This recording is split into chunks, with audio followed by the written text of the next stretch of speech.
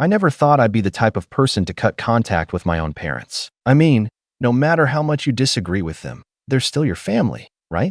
That's what I used to believe. But sometimes, family can be the people who hurt you the most. And in my case, my parents didn't just hurt me. They took my generosity, my kindness, and my success and twisted it into something ugly. My name is Daniel, and I'm 28 years old.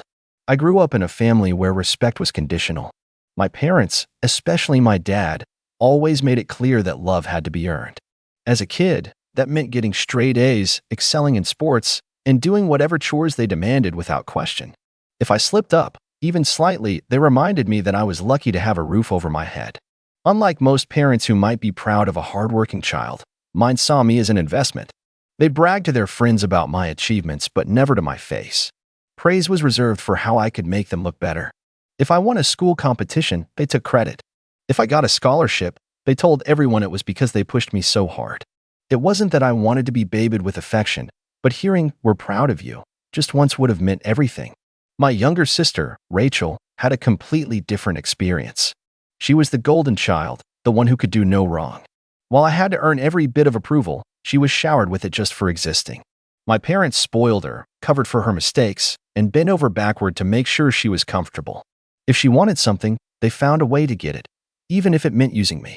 By the time I was in high school, I had already accepted that I was the family's workhorse. They didn't ask me if I wanted to take on extra responsibilities. They expected it. I got my first job at 16, hoping to save up for a car. But when my mom found out I was making money, she suddenly had emergencies that required me to hand over my paycheck. "You live here for free," she'd say. "It's only fair that you contribute." Of course, Rachel never had to contribute a dime. I worked hard, not just because I had to, but because I wanted to escape. I graduated at the top of my class, got into a great college on a full scholarship, and did everything I could to build a life for myself. Even then, my parents found ways to guilt-trip me. When I moved out, they acted like I was abandoning them. If I didn't visit enough, they'd remind me of everything they sacrificed for me. But the truth was, they had never sacrificed anything for me. If anything, I was the one making sacrifices for them. After years of grinding, I finally reached a point where I was financially secure. I landed a high-paying job, invested wisely, and, for the first time, had real stability. And despite everything, a part of me still wanted my parents to be proud. I thought that maybe if I showed them that I had made it, they'd finally treat me differently. So, like a fool, I decided to give back. I started small, sending money here and there when they needed it. But no matter how much I helped, it was never enough. My mom would call me, sighing dramatically about how tight things were, even though they lived comfortably. My dad would drop hints about how real men take care of their families financially. And Rachel, well, she had no shame outright asking me to cover her bills. Then, the big one came. My parents had been complaining about their mortgage for years. They had refinanced so many times that their monthly payments were ridiculous. I knew they would never get out from under it, so I made a decision. I paid off their house. Every last penny. I thought this would finally be the moment. The one where they looked at me and said, "Thank you, Daniel. We appreciate you." But that moment never came. Instead, my dad barely reacted, as if he had expected it all along. My mom just muttered something about how it was about time someone in the family did something useful. Still, I wasn't ready to give up hope. Maybe they just didn't know how to express gratitude. Maybe it would take time for it to sink in. So, I kept going. I sent them on their dream vacation, an all-expenses-paid trip to Europe. My mom had always talked about wanting to see Paris, and my dad loved history, so I thought this would be the perfect gift. For once, I wanted to see them happy because of something I did. When they got back, I expected to hear all about it. Instead, the first thing my mom said when she saw me was, "Next time, you should book us first class." That was when I started to realize the truth. My generosity wasn't bringing us closer. It was making them worse. They weren't just ungrateful, they saw me as their personal bank. By the time Thanksgiving rolled around, I was already starting to feel drained. But I told myself I'd get through it. After all, it was just one night. I could handle a few snide remarks, a couple of passive-aggressive comments. It was a small price to pay for keeping the peace. But I had no idea how bad it was going to get.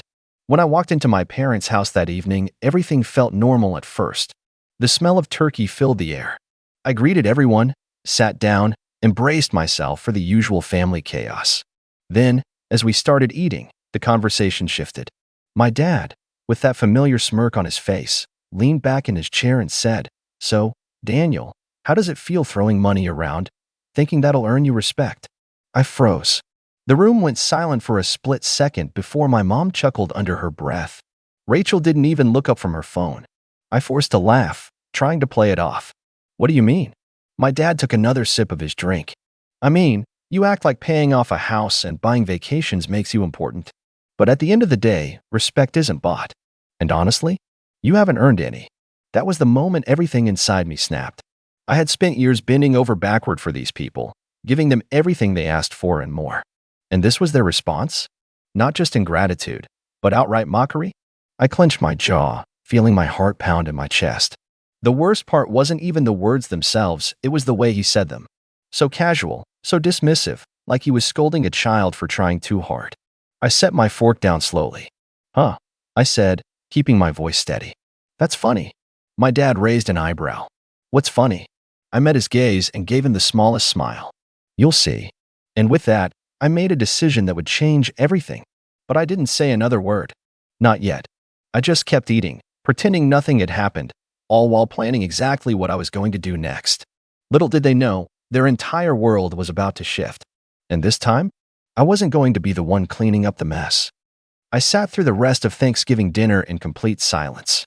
My dad kept talking, my mom chimed in with the occasional smug remark, and Rachel stayed glued to her phone as if nothing had happened. But in my head, I was already miles ahead of them. I had spent my entire life playing their game, working hard, giving endlessly, hoping that one day they'd see me as more than just their personal ATM. But tonight, I finally saw things for what they were. They weren't going to change. They never would. So, I was done. I finished my plate, pushed my chair back, and stood up. "Well," I said, forcing a smile, "this was fun. I should get going." Rachel barely looked up. My mom didn't even react. But my dad? He just smirked like he'd won. Like he thought I was running away, licking my wounds. I didn't say anything else. No dramatic speech. No argument. I just grabbed my coat, walked out the door, and left them to their smug little world. And that's when I put my plan into motion. The first thing I did when I got home was log into my bank account. I pulled up every recurring payment I had set up for them, their utilities, their internet, even that ridiculous streaming service my mom insisted she couldn't live without. I canceled everything. Then, I went deeper. Their property taxes? No longer covered. The insurance on the house? Gone. The maintenance fund I had set up for any repairs? Empty. For years, I had handled every financial detail for them, making sure they never had to lift a finger. Now, they were about to find out exactly what life was like without me. But I wasn't done. I opened up my messages and scrolled to Rachel. I had never told her outright, but I had been paying off her credit card debt for years. Every month, I quietly covered her overdrafts, making sure she never felt the consequences of her spending habits. I pulled up her bank's website and removed my name from the payments. And finally, the last step. I had co-signed my parents' car loan 2 years ago, thinking I was doing something nice for them. It was in my name, but the payments were coming from their account, an account I had been filling without them even knowing. I called the bank and had the car repossessed. It took less than an hour to undo everything. And then, I waited. The first missed call came at 6:45 a.m. The next one at 6:47. By the time I checked my phone, there were 127 missed calls. I didn't even have to listen to the voicemails to know what they were about. I could picture it perfectly. My dad waking up, grabbing his coffee, and heading out the door, only to find his car gone. My mom trying to turn on the TV, only to realize their internet was cut off. Rachel swiping her card at some overpriced boutique, only to have it declined for the first time in her life. I could see the panic setting in, and I smiled. Then my phone rang again. I let it go to voicemail. Then it rang again, and again. Finally, I answered. I didn't say anything, just waited. My mom's voice came screeching through the speaker. "What did you do?" I leaned back against my pillows, completely calm. "Good morning, Mom." "Don't you good morning me. The car is gone. Our bills aren't getting paid. The power company just sent a warning that if we don't pay by the end of the day, they'll shut everything off." "What is going on?" I pretended to think. That's weird." "Weird?" "Weird," she shrieked. "You need to fix this now." I sighed dramatically. "See, here's the thing, Mom. I thought about what Dad said last night. about how throwing money around doesn't earn respect. And you know what? He's right. So I decided to stop throwing money around. Silence. Then, my dad's voice came in furious. Don't play games with us, Daniel. Fix this. I laughed. I actually laughed. No, what do you mean? No. I shrugged. I mean, no. I'm done. If you think I'm such a fool for helping, then I won't help. You wanted to teach me a lesson, right? Consider it learned. You ungrateful little. I hung up. And then, I turned my phone off. I didn't check my messages for the rest of the day. I didn't need to. I already knew what they'd say, more screaming, more guilt-tripping, maybe even a few fake apologies. But I wasn't falling for it this time. For the first time in my life, I wasn't the one scrambling to make things right. I was the one watching them fall apart. And honestly, it felt amazing. I didn't turn my phone back on until the next morning. The second I did, the notifications flooded in missed calls, voicemails, texts. My mom had sent paragraph after paragraph, alternating between raging insults and desperate pleas. My dad's messages were short and furious, full of demands. Rachel, of course, had only sent one message. What is wrong with you, Daniel? I scrolled through them, taking my time. The desperation was setting in faster than I expected. Then, as if on cue, my phone started ringing again. Mom. I let it ring. Then it rang again. And again. Finally, I sighed and answered. Daniel, she started, her voice strained, trying to sound calm but already cracking. You need to fix this. Now. Good morning, Mom, I said, leaning back in my chair. How's everything going? Don't play dumb. Her voice sharpened. The internet is off. The power company says they're shutting us down in 24 hours. Your father had to take the bus to work. Daniel. The bus. Do you understand how humiliating that was for him? I almost laughed. Oh no. How awful. You mean, like regular people? This isn't funny. She snapped. You can't just stop paying for everything and leave us in this mess. What are we supposed to do? I leaned forward. I don't know, Mom. Maybe get jobs? Maybe. Oh, I don't know. Take responsibility for your own lives. You. She cut herself off, exhaling sharply. When she spoke again, her voice was lower. Daniel, we are your family. You don't just turn your back on family. Interesting, I said. Because last night, I could have sworn I was just some fool who thinks he's important because he throws money around. Right? Isn't that what Dad said? She hesitated. Then, in a tone so fake it made my skin crawl, she said, Sweetheart, you know your father didn't mean that. Oh, he didn't? I asked, tilting my head. Then why didn't he apologize? Silence. I waited. Nothing. I smiled. That's what I thought. Have a great day, Mom. I hung up. The calls didn't stop. Neither did the texts. Over the next few days, the messages became more erratic. My mom sending long-winded guilt trips about how I was abandoning them. My dad cycling between threats and silence. And Rachel alternating between pretending she didn't care and demanding I fix her credit card. But I held firm. Then, exactly 1 week later, they showed up at my door. I had barely opened it when my dad pushed inside, my mom right behind him. Rachel lagged behind, arms crossed, looking irritated more than anything. What is wrong with you? My dad barked, towering over me. You think you can just cut us off like this? I stepped back, folding my arms. Yeah, I do. You selfish little. Mom grabbed his arm, stopping him. Daniel, she said, her voice soft and sickly sweet. We just need to talk. As a family. Oh, now we're a family? I asked, raising an eyebrow. Because last week, I was just a fool throwing money around. She exhaled sharply. I told you, your father didn't mean that. Then he should have said that himself. Dad's hands clenched into fists, and for a second, I thought he was actually going to throw a punch. Instead, he took a deep breath, nostrils flaring. Fine, he said through gritted teeth. Maybe I was too harsh. But that doesn't mean you get to do this. You don't just let your parents struggle. I scoffed. Struggle? You mean like I did when you kicked me out at 18 and told me to figure it out? Or like I did when I worked 2 jobs while you refused to lift a finger to help me? Or how about when I finally got successful and the only thing you ever did was demand more? Rachel groaned loudly. Oh my God, we get it. You struggled. Boo-hoo. Can we just skip to the part where you fix everything? I turned to her, stunned. Fix everything? She rolled her eyes. Yes, Daniel. Just turn everything back on. Jesus, it's not that hard. I stared at her. Then at my parents. None of them looked remorseful. None of them even seemed to realize what they had done. They weren't here to apologize. They weren't here to make things right. They were here because they needed me. Because for the first time in their lives, they actually had to face consequences. And they couldn't stand it. I took a slow, deep breath and looked each of them in the eye. "No," I said simply. My dad's jaw tightened. My mom's face fell. Rachel just scoffed. Dad took a step forward.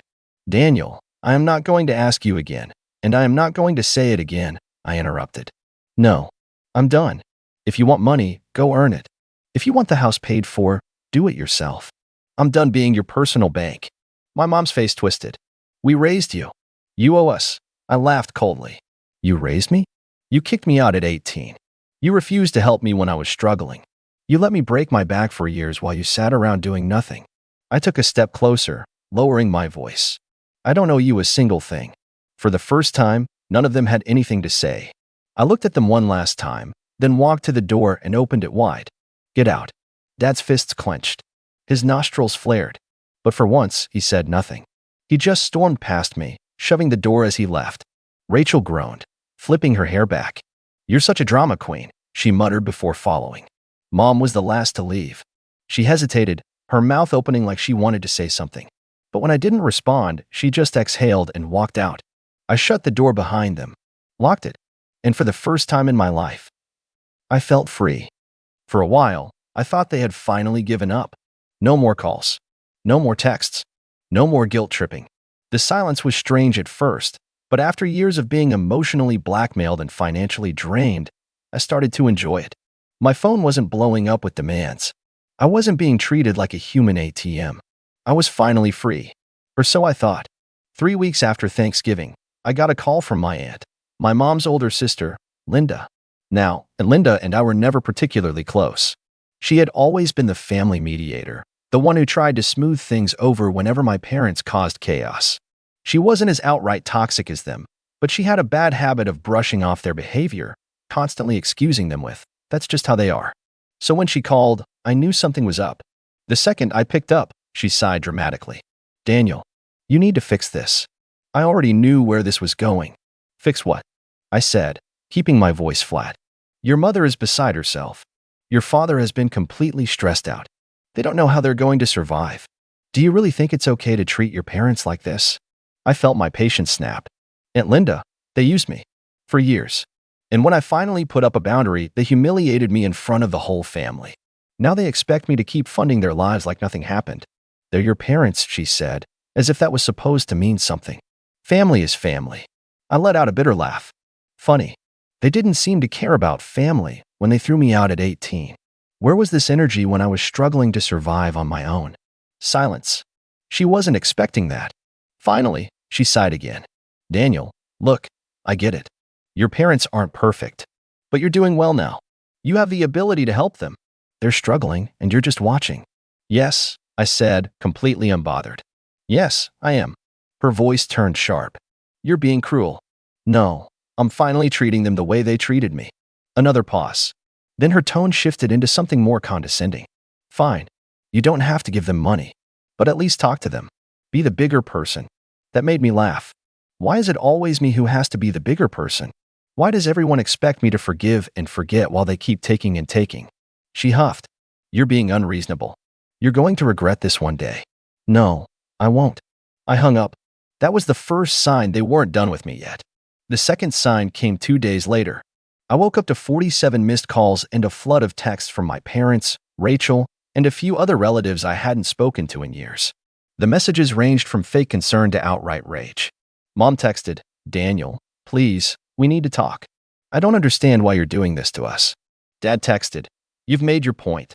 Now be a man and take responsibility for your family." Rachel texted, "Wow, so you're really going to let Mom and Dad suffer just to prove a point? You're disgusting." Random cousin I haven't spoken to since childhood texted, "Dude, I don't know what's going on, but you need to make this right. Family is everything." And then there was the one that made me angry. Mom texted, "We did everything for you. We gave you life. We raised you. And this is how you repay us? Abandoning us in our time of need? We're about to lose everything, and it's your fault. I hope you can live with that." I stared at my phone, my hands shaking with rage. My fault? My fault? They had no savings, no backup plan, no sense of responsibility, and somehow it was my job to fix it? After everything? After the years of guilt tripping, the entitlement, the humiliation? No, I wasn't falling for it. I didn't respond. The calls kept coming. The messages got nastier. Then, after a week of silence, my doorbell rang. I checked the camera. It was my parents. I didn't answer. They rang again, and again, and again. Then came the pounding. "Daniel, open the door." My dad's voice furious. I sat on my couch, staring at the door, heart racing. My mom's voice followed, all fake sweetness. "Honey, please. We just want to talk." I stayed silent. More pounding. "You can't ignore us forever." "Yes, I can," I muttered under my breath. They stayed outside for nearly an hour before finally leaving. That night, my mom sent a final text. "You will regret this. One day, you'll need us, and we won't be there. I hope you're happy." I blocked their numbers. That was 3 months ago. Since then, I've heard bits and pieces from other family members. My parents had to sell their house. My dad was forced to go back to work. My mom tried to start some online business, but it failed. Rachel? She's still bitter. Still complaining to anyone who will listen about what a selfish, ungrateful brother I am. None of it is my problem anymore. And you know what? I don't feel guilty. Not one bit. Because for the first time in my life, I'm free. So, Reddit, what do you think? Was I too harsh? Or was this the only way to finally be free?